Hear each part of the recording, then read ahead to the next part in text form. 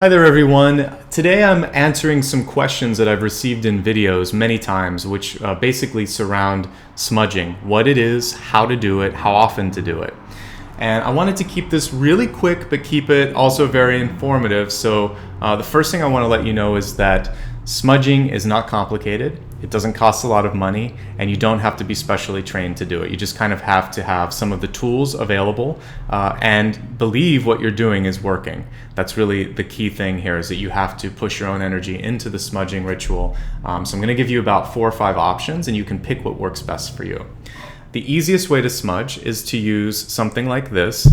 This is sage, California sage, but you can use any sage. Basically grows in the desert. It should not cost a lot of money. I pay no more than $5 for a bushel like this, or a kind of a stick like this. And I will be happy to put a link in the description area below for one where you can get it for 2 for 10. So basically 5 a piece, 1 for you, 1 for a friend. There's a lot of different places to get it. Mine is not an endorsement of just that business. It's just a quick way for you guys to find something if you can't get it at a local farmer's market, metaphysical bookstore, or elsewhere online. So I'll just put it there as an option, but I'm encouraging you to shop around and find the cheapest option. You want to be looking for something that looks fresh like this. You can tell it's not too old, it's not stale, it hasn't been sitting there for 4 years. You can tell that it looks like it was harvested outside. It was grown just for this, I think, based on the way it all looks sort of uniform, same size. This is a very nice example of what you're looking for, and also just about the right diameter for this. To use a sage for smudging, ideally you want a seashell, an abalone. You can see with the iridescence here. You'll notice there's some soot here because when you're done, this is how it gets the name smudging. You're going to smudge out the flame. You can use a lighter. I'm going to use a candle. It's a little less messy for the purpose of demonstration. So you'll want to basically take this, ignite it so that you can see a decent amount of flames and smoke. And the way I use it, I'm going to hold it above the seashell here, and I'll bring the camera down, is you will just use your hands to direct the smoke and say a prayer, something like this. I call on the love and the light of God and the universe. Please take any negative energy from this space. Allow only the lightest and brightest energy to remain. Take anything of a lower frequency, allow it to be transmuted, and bring it to the light. The other thing you could just say simply is clear the space of any unwanted energy and please bless it with the love and light of God. It should be very simple like that. You can also take this to clear objects like a deck of cards. You can also clear inanimate objects, other things like your glasses or anything that might be holding on to energy. When you're done, now is the smudging part. You'll take this, kind of gently push it into the seashell, and you don't have to do anything too crazy, too rigorous. You'll notice the smoke has stopped. I haven't ruined the stick. You'll have this sort of charred end. There should be no embers lit. There should be nothing lit in here, and you're done. If you need to do it one more time there, I saw a little bit of smoke. Perfect. And what I normally do is let it sit for a minute like this to let anything that has that still needs to sort of cool down before I put it away. And I usually store mine in a plastic bag that has like a Ziploc or a seal on the end that will ensure that there's no additional smoke, that you also keep this fresh. Okay, so the next item that is easy to come by is incense. This comes in either a cone or a longer stick like this. Same sort of thing. You'll just take your candle, you'll light it, wait for the flame to kind of establish itself, and when you see that there's a little bit of redness at the end, blow it out, and now it should be smoking away just like it is right now. Same sort of thing here. With incense, you'll want to, let me just get a little bit of the ashes off the end so we can get it smoking more. With this, you can actually move it around like I did. I use my hand. You can use a feather as well. I just like to use my hand because it directs the energy a little bit more. It also gives me a clearing on my hands, which I use for readings. So same thing here where you can make a prayer or an intention. You can use protection mantras. You can use Jewish, Catholic, Native American prayers. It does not matter. Just so that you're asking for love, light, clearing, and then at the end, just say, I'm grateful for the energy that has been cleared, for the clearing that's taken place. Thank you so much to God and the universe, and then just smudge this out as well. Okay, again, you want to check the end to make sure that there's no embers, there's no smoke, and you know that you're safe. Okay, the last method that involves fire is using charcoal like this. What you would do, and I already have one that has been lit and has had time to form a nice ashen base and some embers. But you'll take this, hold it over top of the flame, and allow it to turn red and eventually turn white. When it's white, you know that it's gone all the way through. And you'll put the resin on top of that, which I'm going to show you in a moment.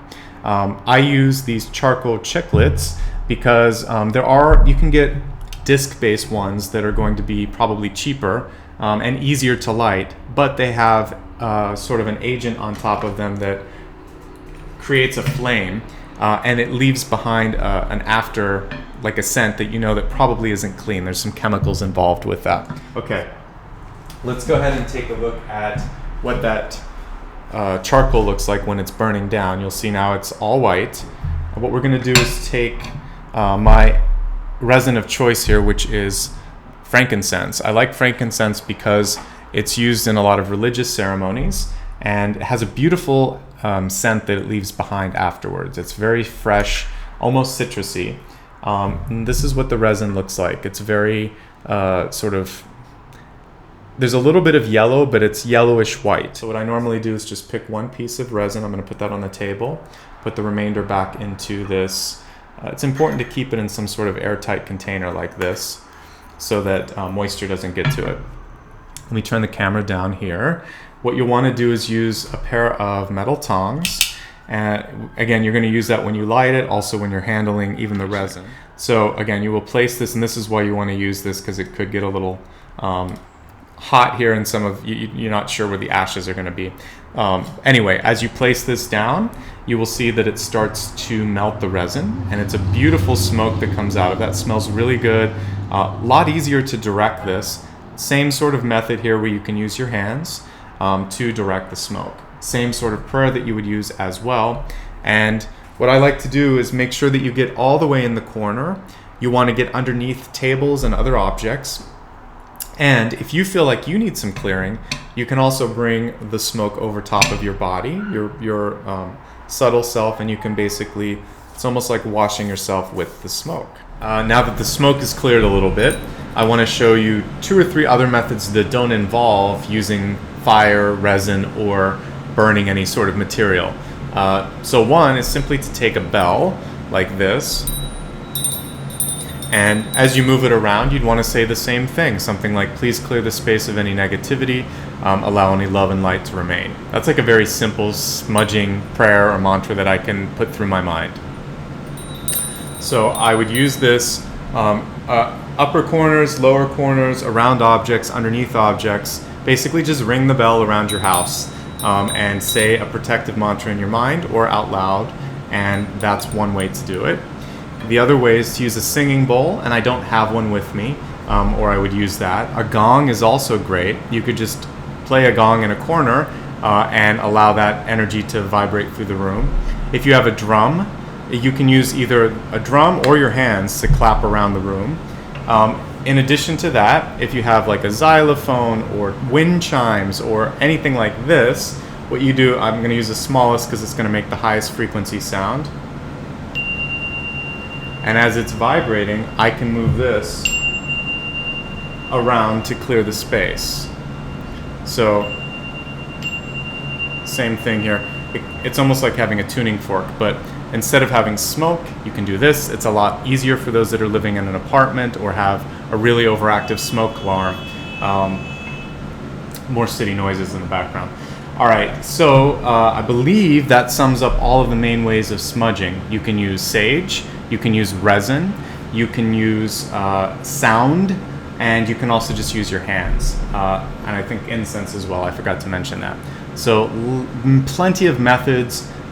A lot of them do not cost a lot. Incense is very inexpensive. A bell should be pretty inexpensive. Something like this, I think I actually got this on sale for like 15 bucks or 20 bucks. Although full price it might be around 30, but it's nothing fancy. You might even be able to make your own if you're if you work with wood or you're a performer and you might just have something around the house. So try to work with what you have, what materials you have, and what makes you feel the best. My two favorite of everything that I showed you are the sage. I use that all the time. That's my go-to. And frankincense. Frankincense takes a little bit longer, and I have a gas range at home, so I use the tongs. I place it on basically the metal grate above the flame, and I sit it there for about 1 minute to 2 minutes until it's red and starting to turn white. And then I take the tongs, put it on that metal, which is on top of the marble, and allow that to sit for 1 minute or 2, and then I put the resin on top, just like I showed you. I like the smell of frankincense the best, but it takes a long time to do, so smudging with sage is my favorite and the easiest method. Hopefully one of these works for you, and hopefully now you feel a little bit more empowered. You don't have to be specially trained, you just have to have the intention in your heart that you are going to clear the space, that you're bringing love, light, and you're calling upon something of a lighter frequency.